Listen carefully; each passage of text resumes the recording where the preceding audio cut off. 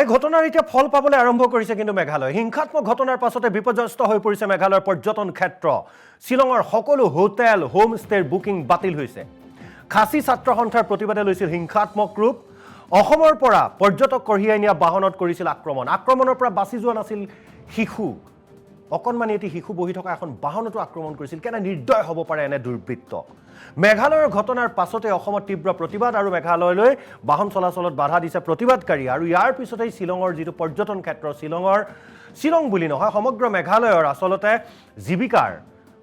জীৱিকা অৰ্জনৰ যিটো মূল পথ পৰ্যটন সেই পৰ্যটনত এতিয়া ব্যাপক প্ৰভাৱ পৰিছে শিলঙৰ সকলো হোটেল শিলং চেৰাপুঞ্জীৰ হোটেল হোম ষ্টে ৰেষ্টুৰেণ্ট আদি বন্ধ হৈ পৰিছে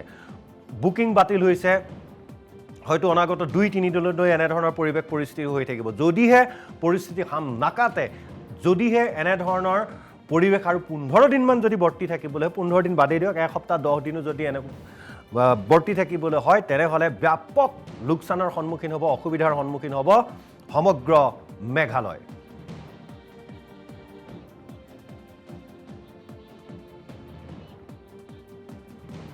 এই ঘটনাৰ এতিয়া ফল পাবলৈ আৰম্ভ কৰিছে কিন্তু মেঘালয় হিংসাত্মক ঘটনাৰ পাছতে বিপৰ্যস্ত হৈ পৰিছে মেঘালয়ৰ পৰ্যটন ক্ষেত্ৰ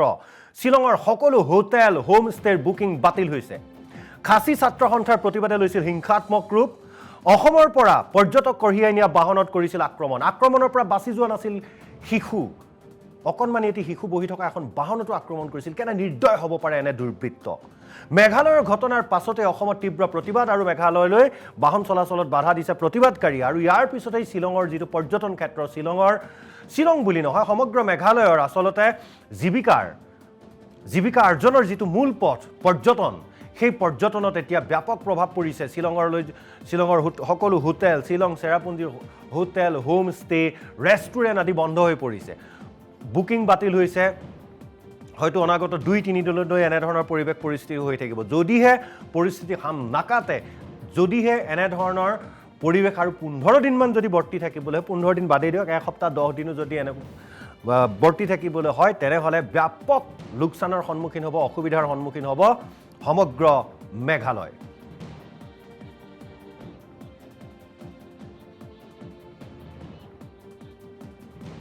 এই ঘটনাৰ এতিয়া ফল পাবলৈ আৰম্ভ কৰিছে কিন্তু মেঘালয় হিংসাত্মক ঘটনাৰ পাছতে বিপৰ্যস্ত হৈ পৰিছে মেঘালয়ৰ পৰ্যটন ক্ষেত্ৰ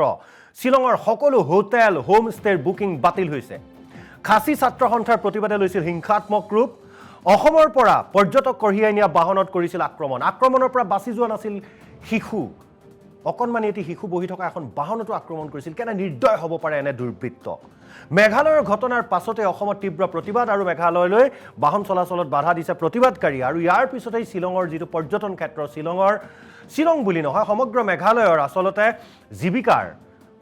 জীৱিকা অৰ্জনৰ যিটো মূল পথ পৰ্যটন সেই পৰ্যটনত এতিয়া ব্যাপক প্ৰভাৱ পৰিছে শিলঙৰ সকলো হোটেল শিলং চেৰাপুঞ্জীৰ হোটেল হোম ষ্টে ৰেষ্টুৰেণ্ট আদি বন্ধ হৈ পৰিছে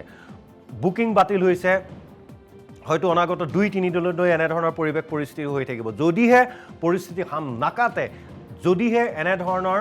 পৰিৱেশ আৰু 15 দিনমান যদি বৰ্তি থাকিবলৈ 15 দিন বাদেই দিয়ক এক সপ্তাহ 10 দিনো যদি এনে